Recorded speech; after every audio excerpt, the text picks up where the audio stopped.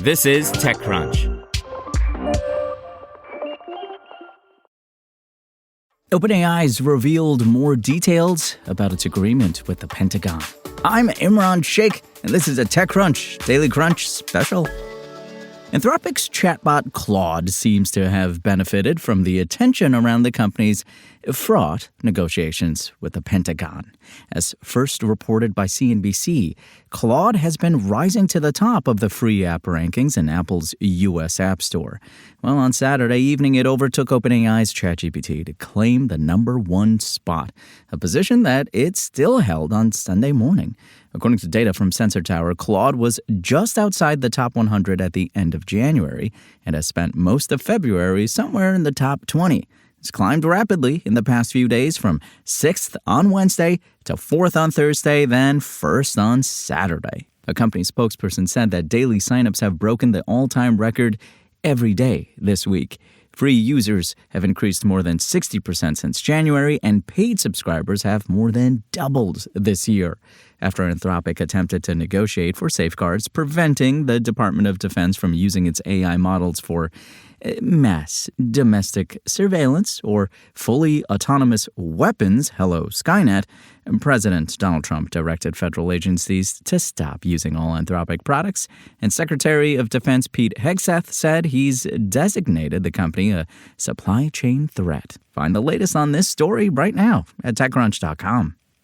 All right, by CEO Sam Altman's own admission, OpenAI's deal with the Department of Defense was definitely rushed, and the optics don't look good. After negotiations between Anthropic and the Pentagon fell through on Friday, President Donald Trump directed federal agencies to stop using Anthropic's technology after a 6-month transition period. And Secretary of Defense Pete Hegseth said he was designating the AI company as a supply chain risk.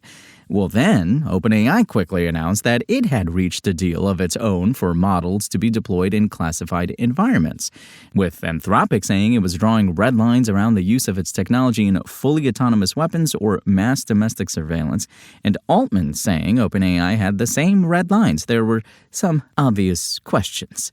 Was OpenAI being honest about its safeguards? Why was OpenAI able to reach a deal while Anthropic was not? As OpenAI executives defended the agreement on social media, the company also published a blog post outlining its approach. In fact, the most pointed to 3 areas where it said OpenAI's models cannot be used: mass domestic surveillance, autonomous weapon systems, and high-stakes automated decisions. For example, systems such as social credit. The company said that in contrast to other AI companies that have reduced or removed their safety guardrails and relied primarily on usage policies as their primary safeguards in national security deployments, OpenAI's agreement protects its red lines through a more expansive, multi-layered approach. We retain full discretion over our safety stack. We deploy via cloud, cleared OpenAI personnel are in the loop, and we have strong contractual protections, the blog said. It continued, this is all in addition to the strong existing protections in U.S. law.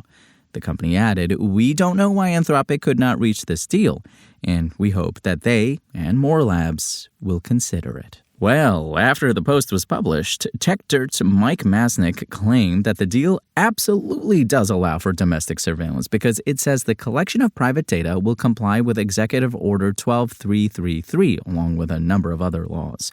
Masnick described that order as how the NSA hides its domestic surveillance by capturing communications by tapping into lines outside the U.S., even if it contains info from/on U.S. persons. In a LinkedIn post, OpenAI's head of national security partnerships, Katrina Mulligan, argued that much of the discussion around the contract language assumes the only thing standing between Americans and the use of AI for mass domestic surveillance and autonomous weapons is a single usage policy provision in a single contract with the Department of War. That's not how any of this works, Mulligan said, adding, deployment architecture matters more than contract language. By limiting our deployment to Cloud API, we can ensure that our models cannot be integrated directly into weapon systems, sensors, or other operational hardware. Altman also fielded questions about the deal on X, where he admitted it had been rushed and resulted in significant backlash against OpenAI, to the extent that Anthropic's Claude overtook OpenAI's ChatGPT in Apple's App Store on Saturday. So why do it? We really wanted to de-escalate things, and we thought the deal on offer was good, Altman said. He continued, "If we are right, and this does lead to a de-escalation between the Department of War and the industry, we will look like geniuses and a company that took on a lot of pain to do things to help the industry. If not, we will continue to be characterized as rushed and uncareful." Folks, that's your Daily Crunch. Today's stories were reported by TechCrunch journalist Anthony Ha.